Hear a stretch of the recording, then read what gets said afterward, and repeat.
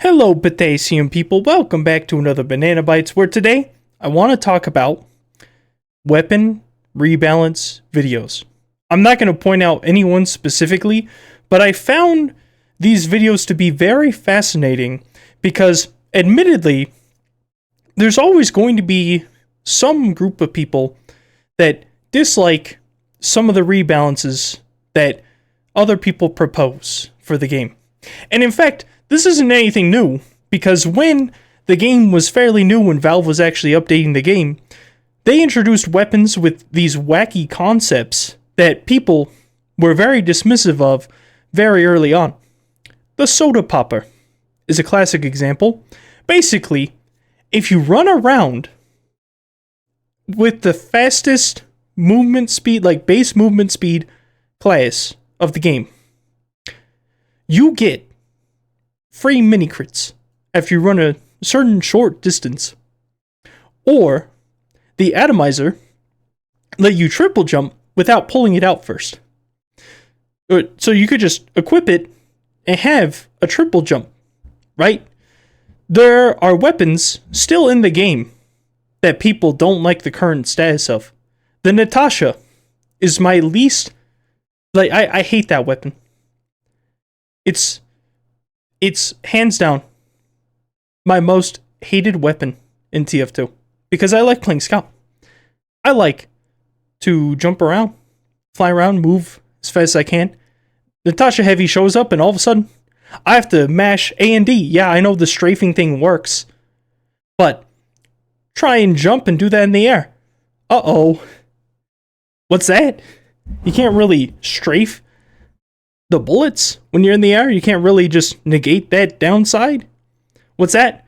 Other enemies can now rain fire upon you, you poor unfortunate soul, and you can't really dodge, because if you jump, you can't negate the movement speed penalty properly, and that soldier's just gonna do a solid 90 damage to you. Unfortunate, because the heavy decided with the hit scan weapon to click on you and delete you. And what I think is so interesting about these weapon rebalances and the current state of TF2 weapons is that it somewhat reflects the individual in how they make these proposals.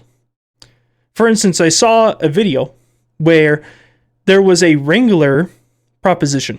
The Wrangler is pretty notorious for being a weapon where it has a shield when you pull it out. So the sentry that you're using it with basically triples its effective health. It has double firing speed when you have manual control of the sentry with the Wrangler, meaning you can just spray bullets at people. It basically has infinite range as auto aim assist, right? It's a weapon where you give up a pistol for a nearly unkillable sentry is the idea. Some people don't really care about the shield that much, which is insane. They'll nerf the shield, of course, because there's so many things going on with the Wrangler. It's insane that it was even dreamed up, this concept, to make a nearly unkillable sentry gun. But they'll say, oh, just double the effective health. And for a lot of people, that is unsatisfactory. Because they want it so that the sentry doesn't gain any sort of resistance. These same people that don't like that are probably ones that don't like stalemates. They probably like maps such as King of the Hill or Control Points. Sometimes Control Points is very choke pointy, but you kind of see what I'm getting at here. The way people come up with weapon rebalances is they try and base it off of their own experiences and what they find to be good, bad, and ugly. And so they try to make it based on what's good and try to maybe tweak the ugly, but to remove the bad. And I just think it's such an interesting look into people's minds. But really, what I find to be the most interesting are those who are willing to forego everything and say, I don't necessarily care about the state of the game and how it's going, I just want to come up with funny ideas. Grouch's rebalance video, I know I said I wasn't going to mention names specifically, but their video kind of kicked off this whole rebalancing renaissance in a way, where people are just coming up with fun and interesting ideas. Admittedly, the Enforcer idea was really bad, but I have to give them kudos for trying to make the game more interesting from their perspective. They tried to give classes interesting unlocks that didn't try to overlap each other, and they were seeking to make things unique. More unique than they already are, of changing a few stats to make something stronger in one area, weaker in another. But really, TF2 already has a bunch of very unique and interesting weapon ideas. Soda Popper, for instance. You deal enough damage, you right click, you can now jump 5 times. That's pretty awesome. The Atomizer lets you triple jump while you have it out. Winger lets you jump higher. This is all Scout, by the way. Mad Milk, you throw it on people, and you heal back some of the damage you deal. Right? This is very interesting and unique spread of weapons, but it doesn't make Scout different. And for some reason, there is this new wave of ideas where people really want to make it so Scout is more than Scout. And I think this actually goes all the way back to when Demo Knight was added. I would not have minded if Demo Knight was a different class in TF2, because an all melee class sounds very, very cool.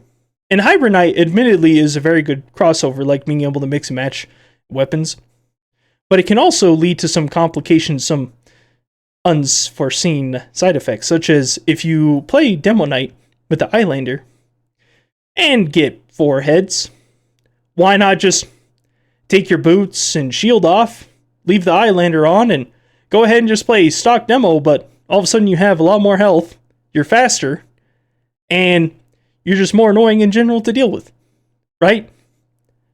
Well, you can argue that they deserve it after already pub stomping the server a bit, but all I'm trying to get at here is that the way people see the game and the way they want the game to be is very similar to how people treat games like Skyrim, to how people treat games like Legend of Zelda, Breath of the Wild, or Minecraft. They treat them almost like it's just a big pool of being able to mod whatever you want. And it fits their specific perspective. And while it is very unique, I think we may as well just leave the game as it is for now. Except that Valve needs to add the strangesecondbanana, which does not affect gameplay. The reason being, a lot of people are already somewhat content with the vanilla state of TF2, and admittedly, some things could definitely be changed. I'm not saying we shouldn't implement any changes whatsoever, although I am saying, in general, things are fine as they are.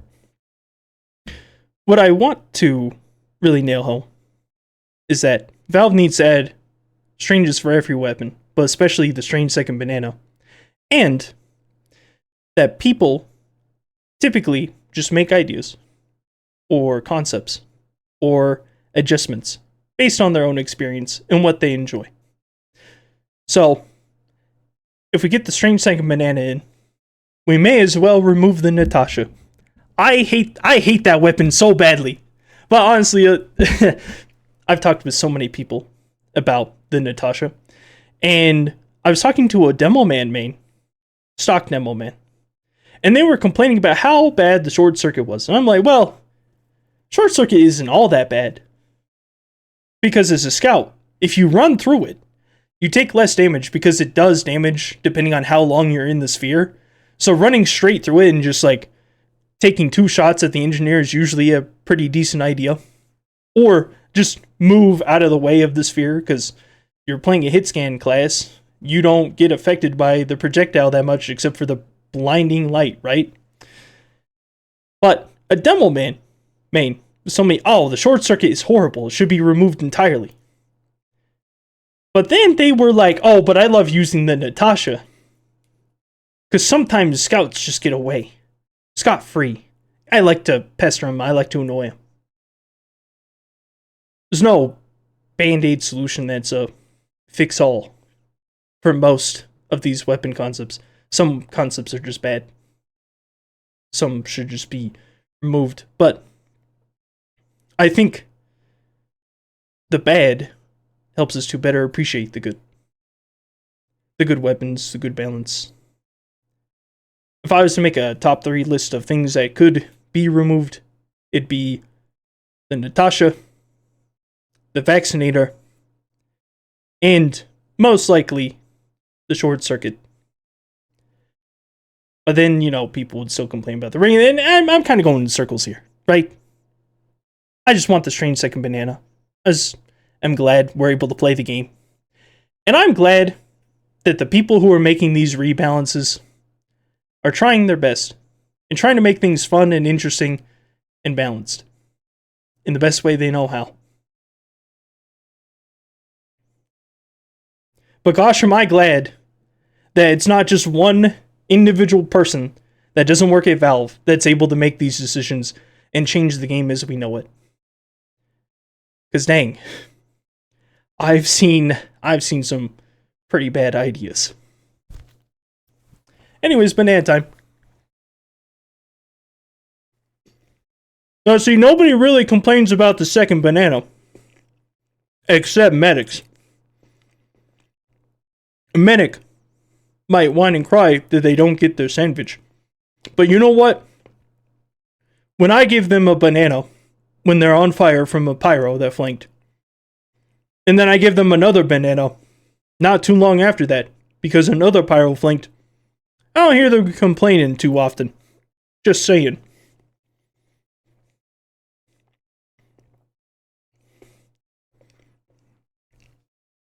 Dang, this is good though.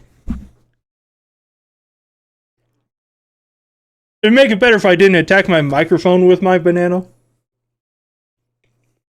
But it is what it is.